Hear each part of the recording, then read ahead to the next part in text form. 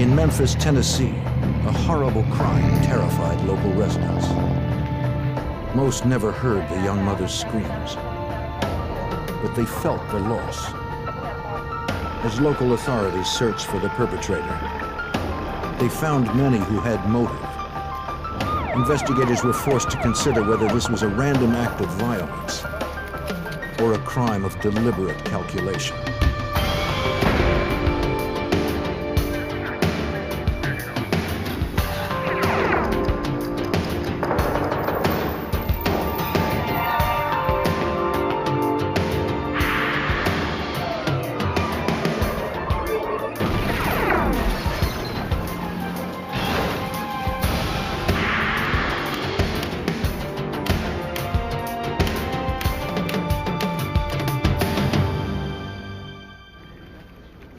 When a wealthy young woman was abducted in front of her in-laws' home, the police had no shortage of suspects. The 25-year-old victim left behind a tumultuous marriage, an ex-husband, and old boyfriends. All were on the FBI's short list. I'm Jim Kallstrom, former head of the FBI's New York office. As suspects are interviewed, the case grew no clearer. To find the woman and her abductor, investigators would have to first determine the motive.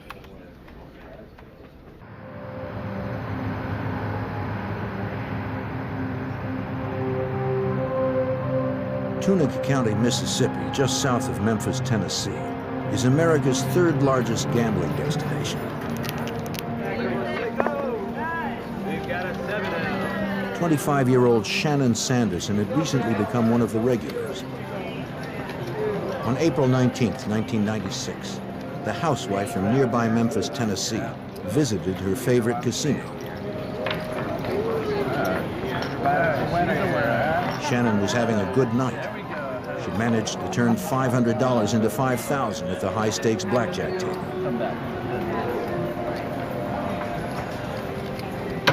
At 3:30 a.m., she cashed out and headed home. Sure. Can I have security? Security. When players win big, most casinos provide a security escort to protect customers from theft. This casino was no exception. Upon Shannon's request, a guard followed her to the parking area. Oh, it was great. It was an hour's drive to Shannon's home in Memphis through secluded roads. She knew the route well. She loved to win, but could afford to lose. Less than a year earlier, she'd married her boss, a multi-millionaire who was 33 years her senior.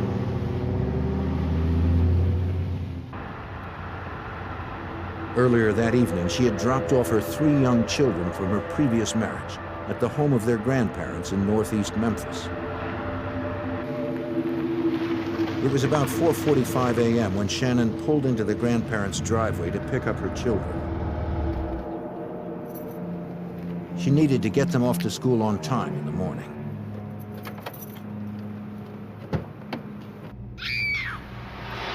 Did you hear that? Inside the house, Shannon's former in-laws were awakened by a piercing scream. Her former father-in-law rushed to the window to see Shannon struggling with someone in a baseball cap. He raced to assist her. Neighbors also heard the commotion and witnessed the crime. Within seconds, the mother of 3 had been abducted less than 50 feet from the front door.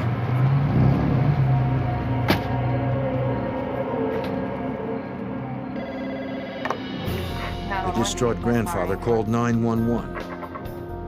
Memphis police were immediately dispatched. In kidnapping cases, a quick response can mean the difference between life and death. Police arrived within minutes and interviewed Shannon's former father-in-law. Memphis police captain Richard David Wolson, a sergeant at the time, recalls that the shaken man did his best to recall what he had seen. Her ex-father-in-law heard a commotion and observed a car driving away.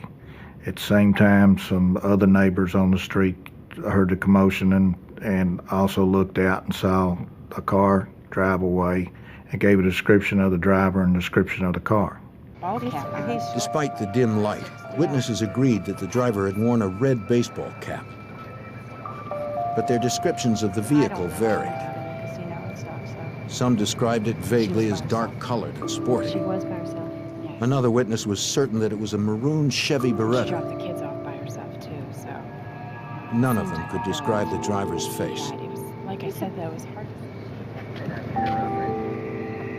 On the driveway, close to the street, police found two metal buttons assumed to have been torn from Shannon's clothing. Close by, they recovered a single artificial fingernail. The victim's car was searched, but police found nothing to suggest the identity of her abductor or Shannon's whereabouts. Her ex-father-in-law had seen Shannon earlier that evening when she had dropped off her children.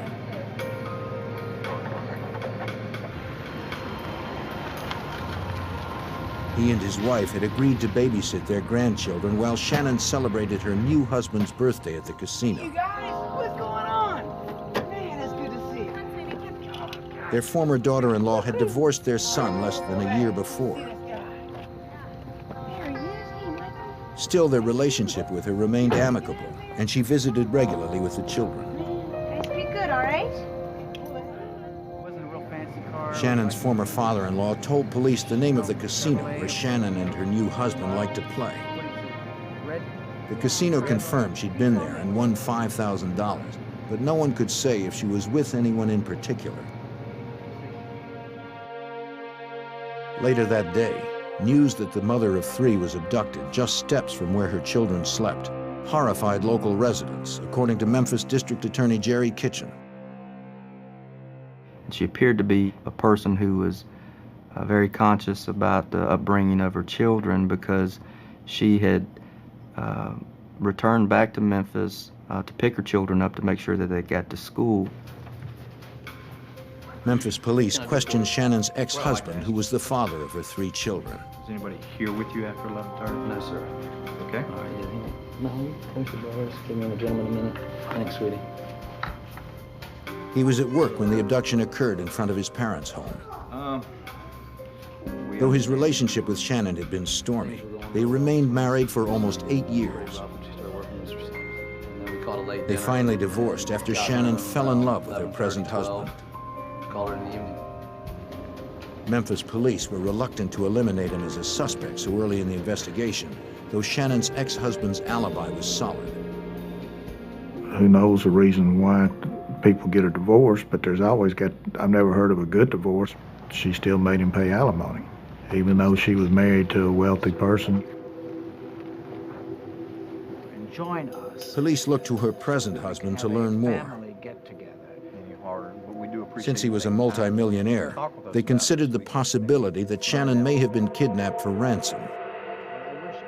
He owned a large security company here in Memphis, and he was well known.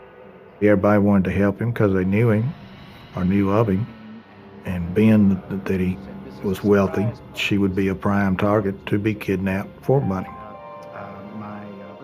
So far, he had received no ransom call or letter. He'd been distraught since being woken at 5 a.m. with the news of his wife's abduction.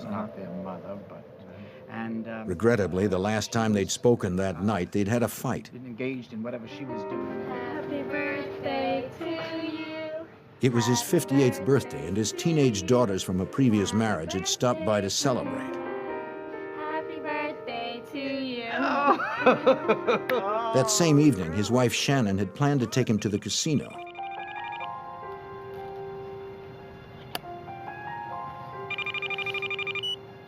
Hello? Hi, sweetie. After dropping off her children, she called to say that she was on the way to pick him up. He told her he wasn't ready.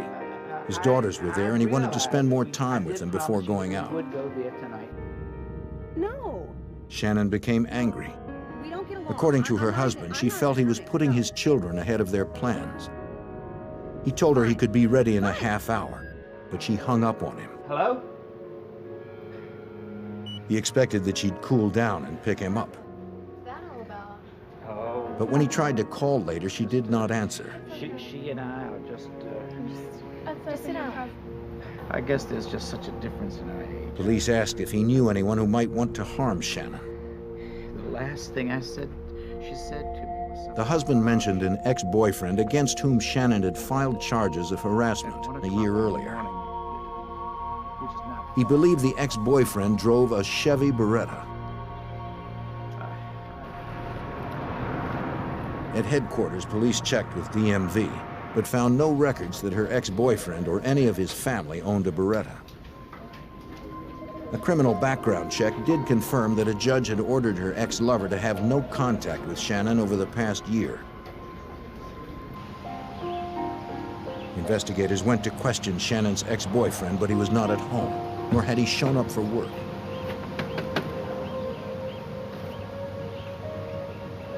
His sister lived in the same neighborhood, a few blocks from where Shannon had been abducted.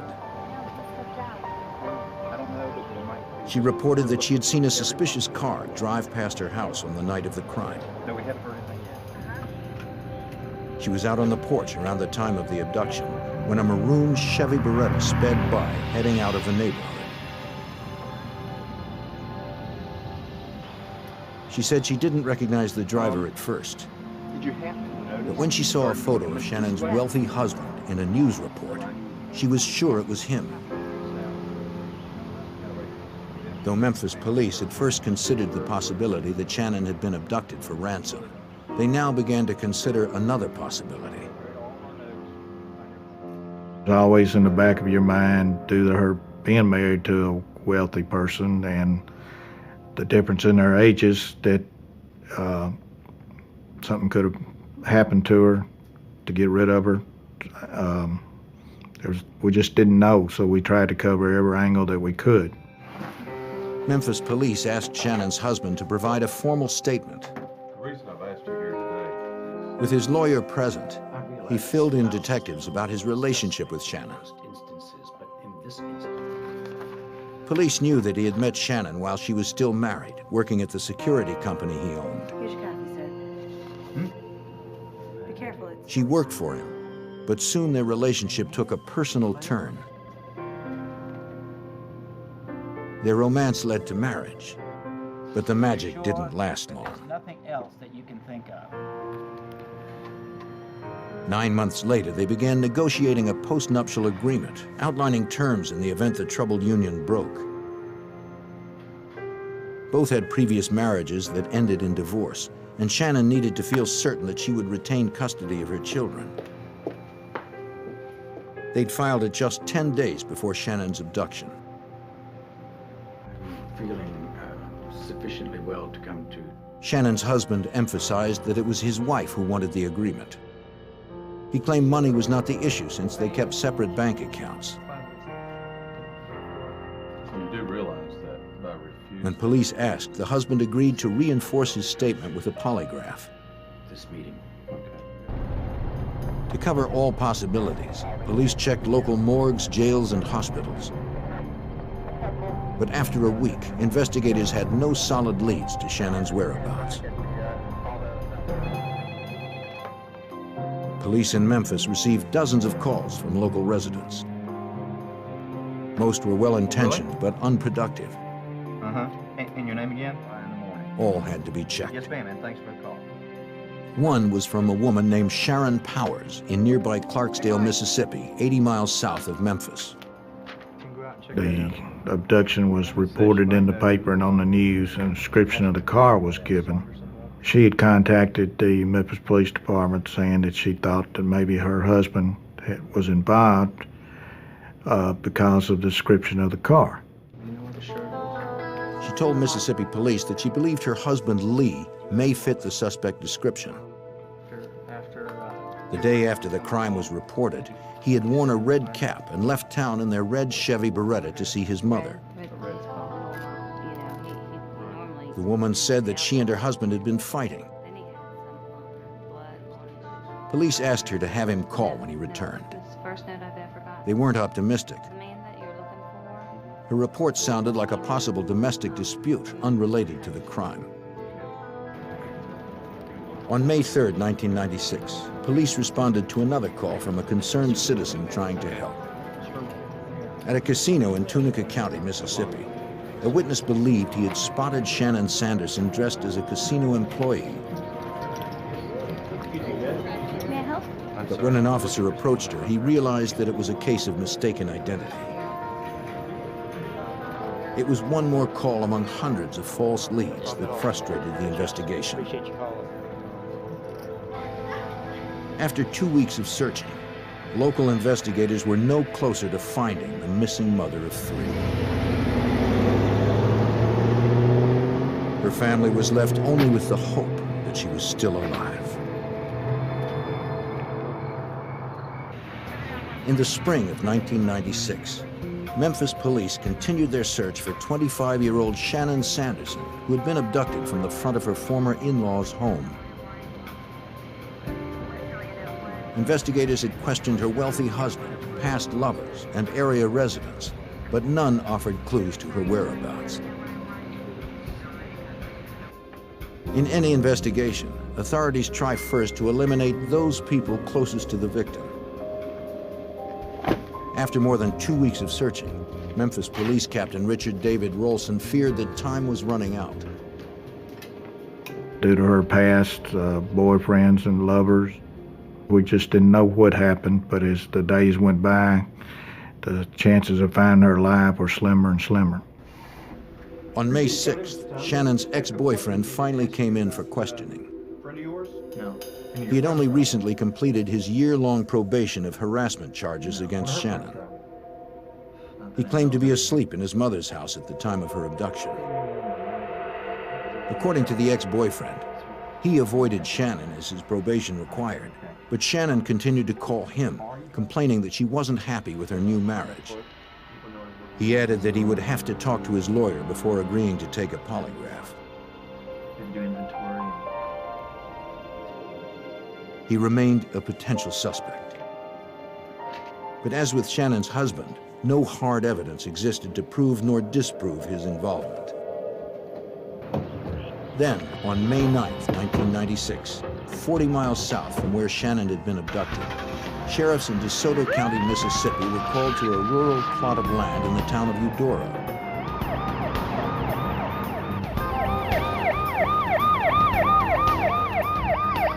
Two people had been inspecting their new property when they noticed a strong odor.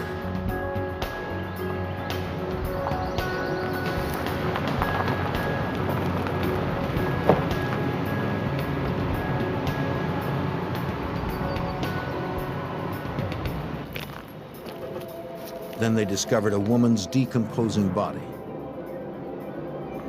The DeSoto County crime scene technicians set up a grid around the immediate area. Item. They conducted a line search, looking for anything that might be a clue. Go.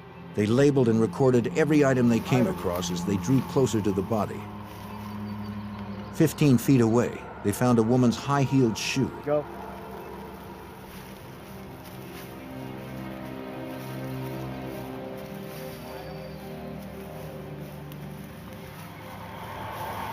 Closer to the body, they marked the location of another. DeSoto sheriffs checked their records, but found no women reported missing locally. They broadened their search to include larger towns and cities in the region. When they contacted Memphis authorities, police there told them that a 25-year-old mother of 3 named Shannon Sanderson had been missing for more than 2 weeks. DeSoto deputies learned that she was blonde, approximately 5'5", 130 pounds, had a small tattoo, and was last seen wearing a dress, high heels, a jacket with metal buttons, and pink artificial fingernails. Looks good so far. That description fit the body, but they needed an autopsy to confirm her identity and cause of death. The medical examiner determined that the victim had been killed by a single .25 caliber bullet to the right temple. And you're bagging it, right? Yes, sir. Date and time. The victim's clothes were removed and preserved to check for trace evidence that might lead to the killer. The body, dead an estimated 2 to 3 weeks, was too decomposed to recognize. But over her left breast, examiners found a small tattoo that was still visible. It said, "I love you, Robert." Shannon Sanderson had such a tattoo. The medical examiner compared her dental records to x-rays from the body. Okay, definitely X-rays. They confirmed the ID. This was Shannon Sanderson's body. The abduction was now officially a homicide. In Memphis, Assistant District Attorney Jerry Kitchen was called in. His first task would be to somehow narrow the suspect list the police had developed over the past 3 weeks. Here in Memphis, it's somewhat unusual in that we have relatively few murder cases that we would classify as mystery homicides, where someone's not either developed as a suspect rather quickly or arrested soon after the incident. But in this particular case, it was a mystery homicide with numerous suspects that were listed as potentially being involved in the abduction and killing of the victim. The Assistant District Attorney first called the Tennessee Bureau of Investigation to conduct polygraph examinations to help eliminate potential suspects. He also contacted the FBI, since Shannon's body was found across the Tennessee state line. Supervisory Special Agent Jennifer Aiken from the FBI's Memphis field office was assigned as case agent. They felt they needed some additional resources. The case was a very difficult case across jurisdictions, and they wanted the FBI to be involved as part of the team working towards a solution, because it was not an easy case. Memphis authorities hoped that Agent Aiken's experience would help unravel the complexities of this case. Local residents were fearful that Shannon's killer was still out there, not knowing if or when he would strike again.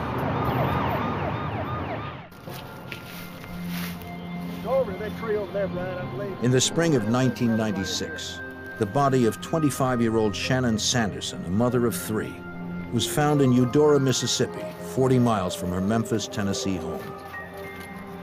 The FBI, together with state and local investigators, needed to shorten the lengthy suspect list that included Shannon's husband and past lovers. Assistant District Attorney Jerry Kitchen hoped polygraph examinations could help focus their search. This investigation was difficult in that there were a lot of suspects in this particular case. Throughout the victim's life, she had, of course, been divorced.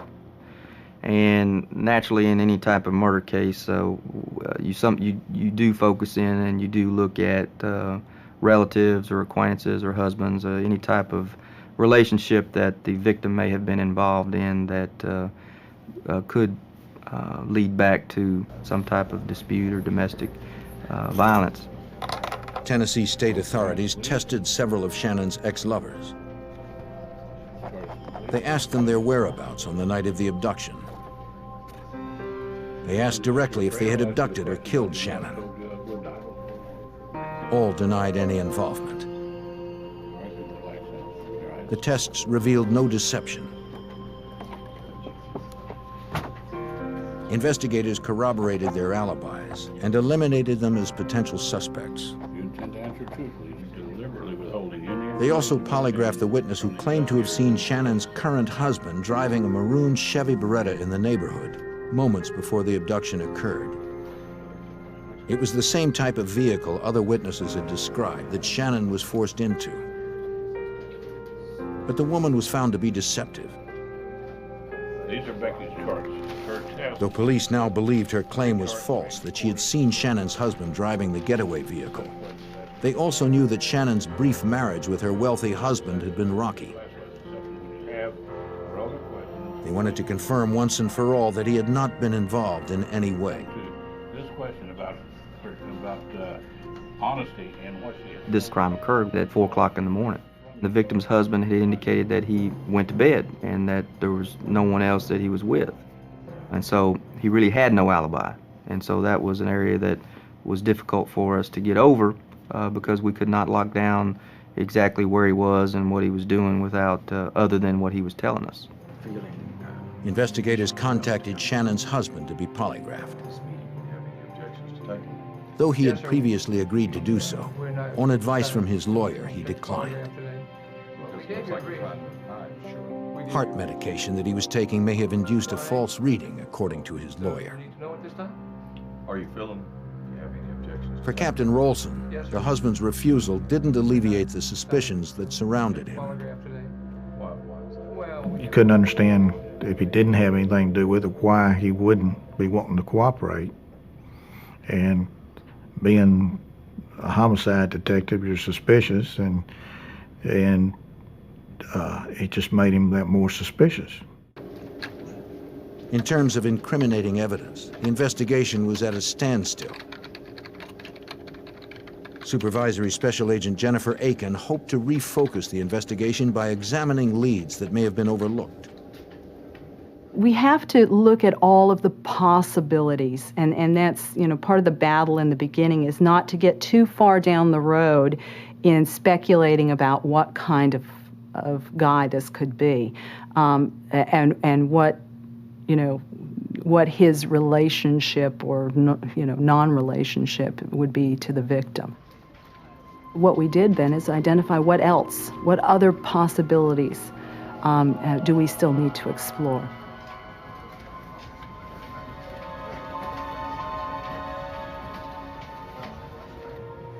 One possibility, though not a promising one, was Sharon Powers, who earlier reported that her husband may have matched the vague description of the suspect. Get some more information about him. I don't believe he is. But now she wasn't so sure about her previous claim. She told police she'd overreacted, reinforcing their belief that she'd only been trying to get back at her husband for leaving her. Yeah, so it couldn't have been him. She said that her husband had left town, that they had had some, marital disputes. They felt that perhaps this report was really just sort of sour grapes and that she was trying to get her husband, maybe estranged husband, into trouble of some kind. So they really just simply did not know how much weight to give this rather conflicting and kind of half-hearted story that she was telling. Though her husband wasn't a serious suspect, police wanted to talk with him.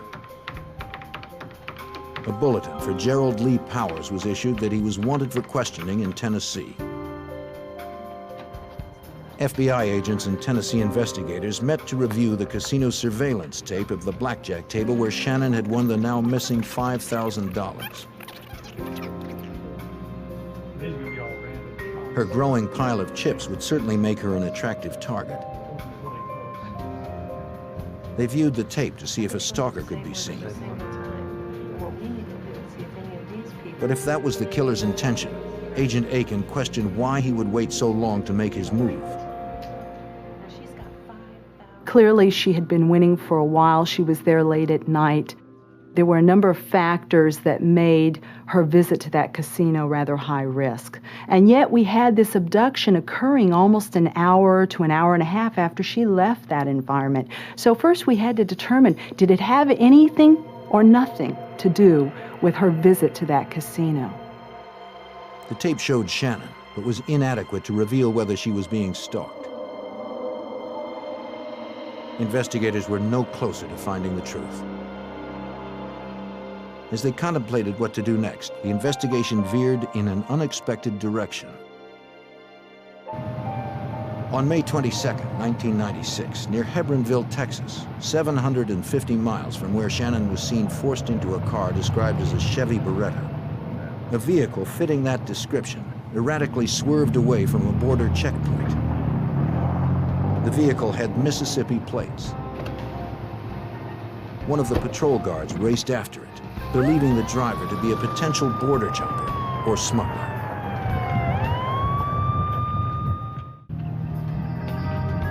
In May of 1996, as the investigation continued into the kidnapping and murder of a young Tennessee mother, U.S. Border Patrol agents chased down a fleeing maroon Chevy Beretta with Mississippi plates the type of car described by witnesses in the abduction.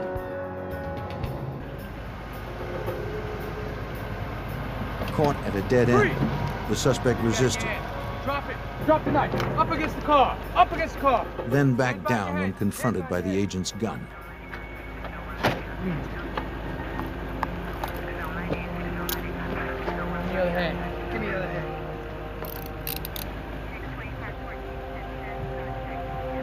He had 14 $100 bills in his pocket. Really? The driver said his name was Gerald Lee Powers, but held no driver's license to prove it.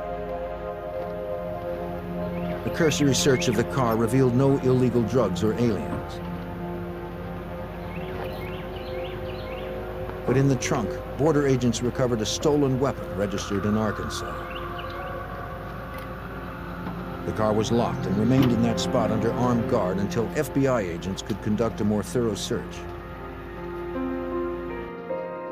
Special Agent Evan Ray from the FBI field office in Laredo, Texas, was contacted since assaulting a Border Patrol officer is a federal offense. Agent Ray confirmed the identity of the driver when he learned that Gerald Lee Powers had been involved in another altercation at the Mexican border. I spoke to U.S. Customs Service officials who had indicated that they had had an incident that day as well, in which an individual had fled and had left several pieces of identification behind on the counter when they fled. And so we were then in possession of several pieces of identification of Mr. Powers. A license plate check revealed that the vehicle was registered to his wife Sharon in Clarksdale, Mississippi. Agent Ray also discovered that Gerald Lee Powers had a violent past and was currently wanted for questioning in the abduction and murder of Shannon Sanderson. After contacting Memphis authorities, he traveled to Hebronville to process Powers' car on site. The Chevy Beretta matched the vehicle witnesses had described at the abduction.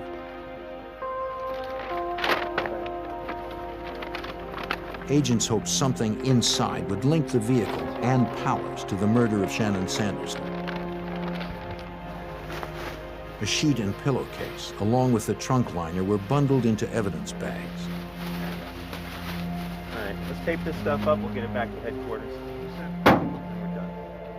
When you're retrieving evidence like that, you have no idea what the results of the laboratory examinations are going to be in the end. You just try to get the best and the most evidence that you can and let the lab do their job. Agents were less hopeful they'd find something in the car's interior since it appeared to have been recently cleaned and vacuumed. Hundreds of miles from the nearest evidence response team, Agent Ray improvised with the tools he had at hand. One item that we needed to search for were hairs and fibers in the back seat area. We didn't have the specialized equipment that the evidence response team would have, and so I used an unopened lint roller that I had at the office of the type one might use on a suit as an adhesive lift. Initially obscured by the front seat, the agent found a pink artificial fingernail on the floor. It was similar to those the victim had worn at the time of her abduction.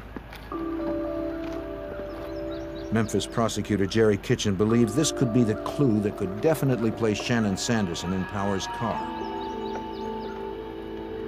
Agent Ray had called us and told us that he had found a fingernail in the back seat area of the floorboard of this vehicle, which is where we had felt that, based upon the witnesses' information they had given us, that the victim had been placed in the back seat of the vehicle that took her away. Memphis authorities came to Laredo to question Gerald Lee Powers about the murder. Powers told them that he knew nothing more than what he'd heard on the news. He admitted to being at the casino that night, but had left early to check on his terminally ill neighbor. While the interview continued, investigators spoke to his neighbor in Clarksdale, Mississippi, who denied that Powers had been there at that time. We weren't 100% convinced Gerald Powers was our suspect. We just felt it was kind of suspicious that he was trying to give a false alibi, and that, of course, the neighbor was very ill and could have been mistaken because he had been there at different times. Investigators hoped that Powers' wife, Sharon, might be able to corroborate the neighbor's statement. She had initially told police her husband fit the description of the suspect who witnesses glimpsed at the abduction.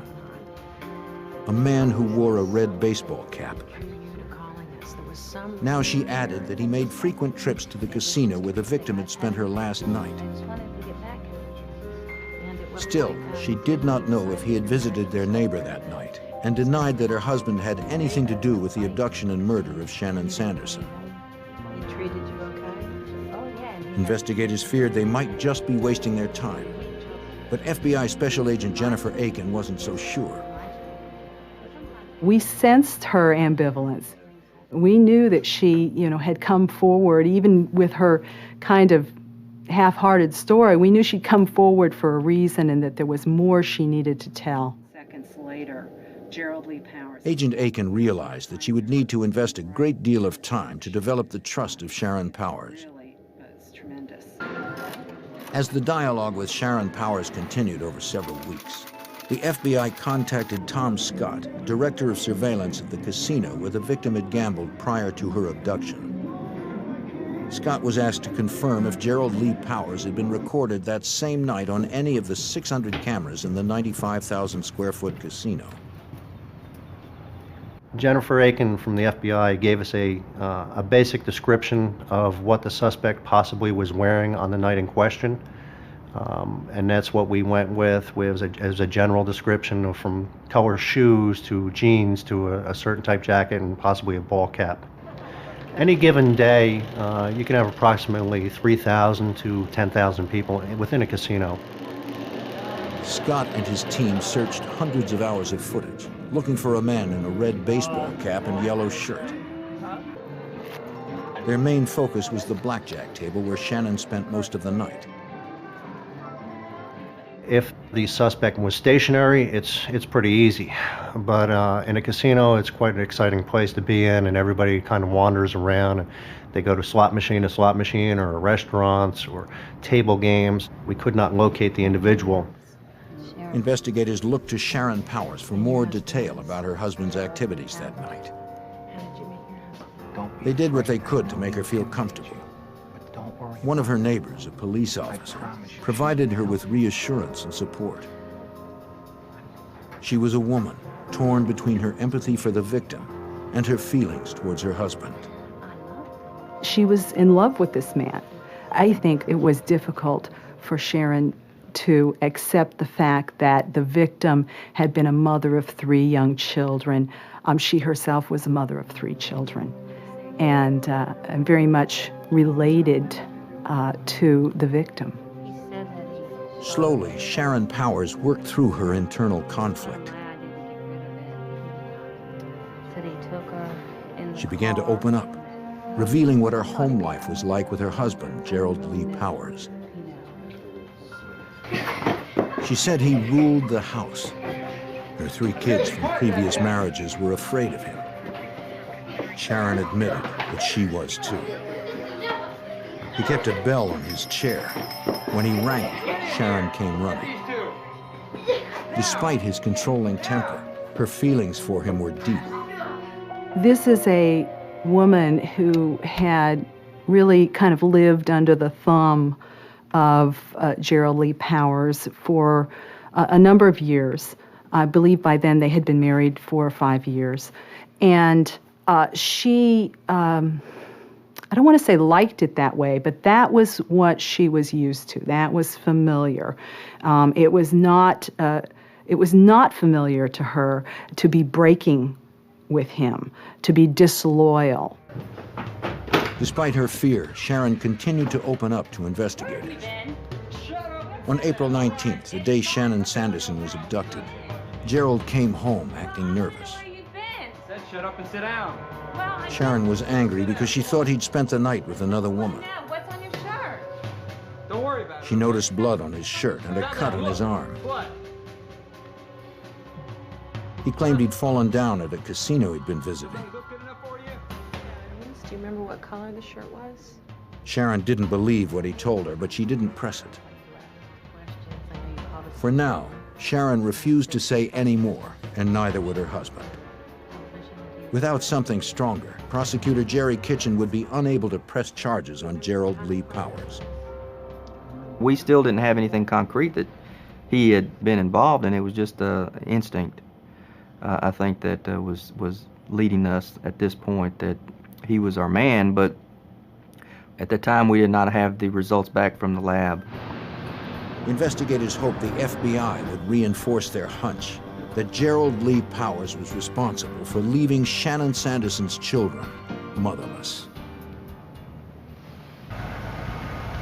In the summer of 1996, after Gerald Lee Powers was indicted for assaulting a Border Patrol officer in Texas, the FBI and Memphis investigators suspected he was also responsible for the murder of a 25-year-old mother of 3.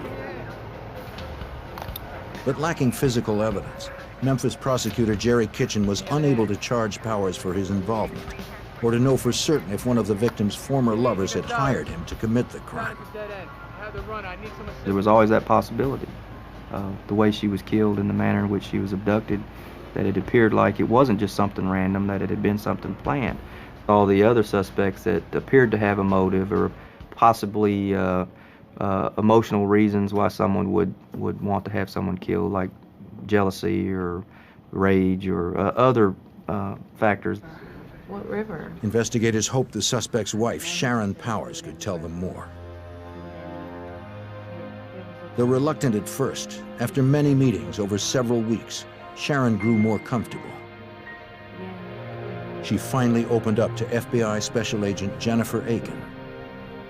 When she finally told the story in its entirety, what we heard was really a chilling tale of his stalking of the victim and the abduction of the victim, and then taking her to this rural area and robbing her of not only the $5,000 that she had won that night, but also of the jewelry that she was wearing. Sharon's story was strong, but without corroborating evidence, it would not be enough to convict or even indict Gerald Lee Powers for murder. Trying to help, she told investigators that her husband had thrown the murder weapon, a handgun, into an abandoned canal near the casino in Mississippi. Memphis Police Captain Richard Rolson accompanied local divers to help search for the handgun.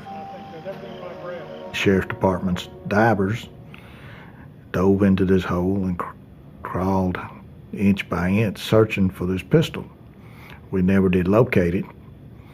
And then that's when Miss Powers told us that he had thrown it into the river, which was about 100 yards away. The current at that location was too swift for anybody to dive in the Mississippi River. It left investigators with more doubt and no corroboration that Sharon Powers was telling them the truth.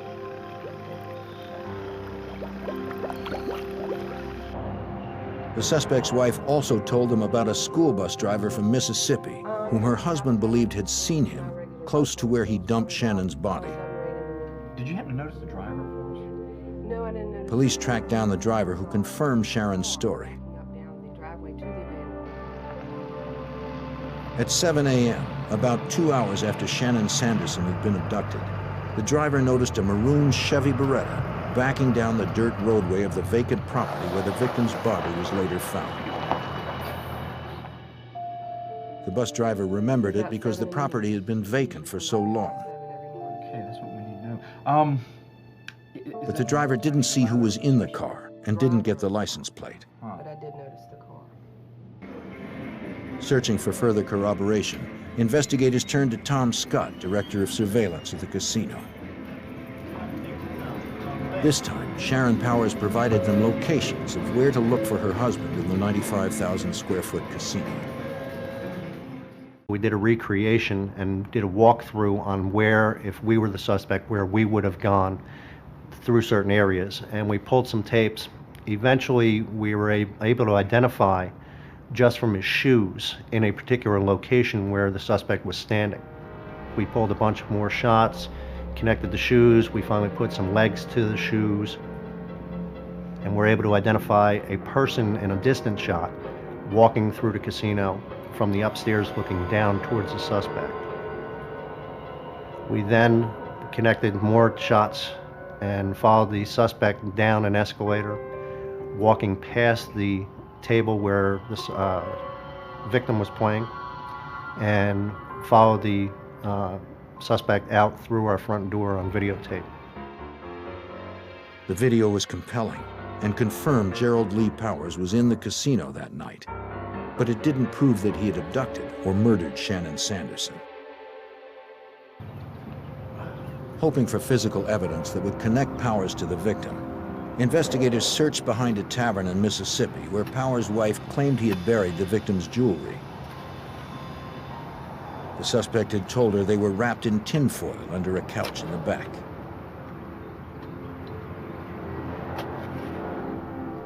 Just as Mrs. Powers described, investigators located a small bundle of foil.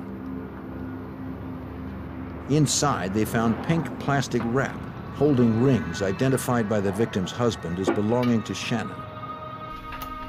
Now they needed to prove forensically that Gerald Lee Powers had in fact been the one who wrapped them.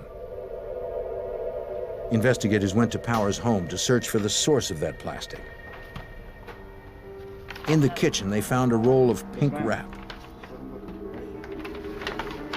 They forwarded the roll along with the bundled rings to the lab for comparison. While they waited for the results, investigators turned their attention to the pink artificial nail found inside Powers' car after he was arrested in Texas. From autopsy photos, investigators found at least 2 nails were missing from the victim's hand. If the nail from the car matched those remaining on the victim's hand, it would prove that Shannon had been in Powers' car that night. But there was a problem. Shannon had already been buried, and her husband was against exhuming her remains. She had already been interred, and so we had a hearing in court to have her disinterred and to have the ability to examine these fingernails to see if they were in fact her fingernails or not. Against her husband's wishes, the judge ordered the body exhumed. In early July, 3 months after the murder, investigators retrieved the body of Shannon Sanderson. The remaining artificial nails were removed and sent to the lab for comparison with the others. The results were negative. The nail in the car wasn't hers. Investigators hoped the other evidence at the FBI lab in Washington, D.C. would provide more promising results. Inside the tinfoil ball recovered in Mississippi, examiners removed the pink plastic wrap wound tightly around some rings. The FBI needed to connect the rings physically to Gerald Lee Powers. To do so, examiners compared the plastic they were wrapped in to the sample retrieved from Powers' home. The FBI agent who examined it indicated that it wasn't the exact piece that was torn off, but that it matched that roll exactly as far as the polymers and the dye and all that, which showed that this was the source that the material had come from that was wrapped around the rings. It was the first piece of forensic evidence linking Powers to the victim. But the case was by no means complete. More compelling proof came from a single fiber among several found in Powers' otherwise immaculate car. We have dress fiber that was found in the vehicle that he was driving that night that matches the fiber from the dress that the victim was wearing, and that was very significant as well. Authorities were convinced that Gerald Lee Powers had murdered Shannon Sanderson, but they weren't convinced he'd acted alone. They believed it was possible that others from her past could claim a motive for wanting Shannon dead. Memphis prosecutor Jerry Kitchen decided to confirm it with Powers himself. So we went to Laredo to interview the defendant before we charged him with this murder. And there was the possibility, if he cooperated and was able to prove to us that someone else was involved, that we would withdraw seeking the death penalty.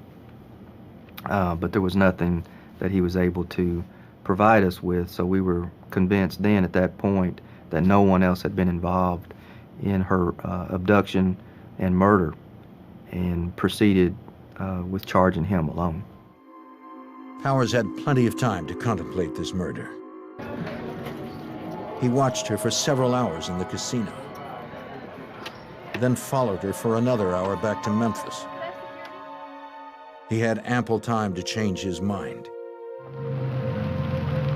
Instead, he hardened his resolve.